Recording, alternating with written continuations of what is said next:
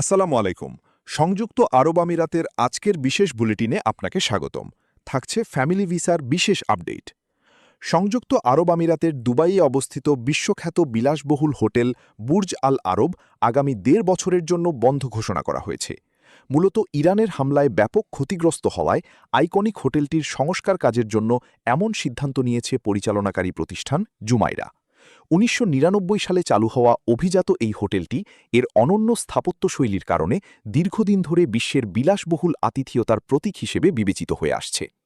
এদিকে সংযুক্ত আরব আমিরাত সরকার প্রবাসীদের জন্য ফ্যামিলি স্পন্সরশিপ এবং ভিজিট ভিসার ক্ষেত্রে নতুন কিছু শর্তারোপ করেছে, যা আজ থেকে কার্যকর হচ্ছে। নতুন নিয়ম অনুযায়ী একজন প্রবাসী যদি তার স্ত্রী বা সন্তানদের স্পন্সর করতে চান, তবে তার ন্যূনতম মাসিক বেতন হতে হবে ৪,০০০ দিরহাম। তবে বন্ধু বা দুঃসম্পর্কের আত্মীয়দের ভিজিট ভিসায় স্পন্সর করার ক্ষেত্রে আয়ের সীমা বাড়িয়ে ন্যূনতম ১৫,০০০ দিরহাম নির্ধারণ করা হয়েছে। এছাড়া স্পন্সরকে অবশ্যই একটি বৈধ আবাসন বা লিজ চুক্তির প্রমাণপত্র জমা দিতে হবে, যা আগে এতটা বাধ্যতামূলক ছিল না। একই সাথে দক্ষ প্রবাসীদের জন্য কৃত্রিম বুদ্ধিমত্তা বা এআই এবং এন্টারটেইনমেন্ট সেক্টরে নতুন বিশেষ ক্যাটাগরির ভিসা চালু করা হয়েছে। এই নতুন নিয়মের মূল লক্ষ্য হল প্রবাসীদের জীবনযাত্রার মান নিশ্চিত করা এবং আমিরাতে বসবাসের প্রক্রিয়াকে আরও সুশৃঙ্খল করা।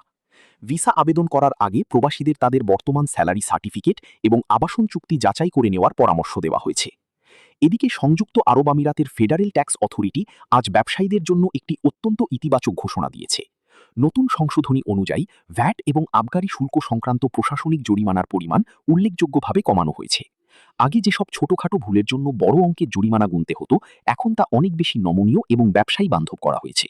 বিশেষ করে যারা সঠিক সময়ে ট্যাক্স রিটার্ন জমা দিতে ব্যর্থ হতেন, তাদের জন্য জরিমানার হার পুনর্বিন্যাস করা হয়েছে।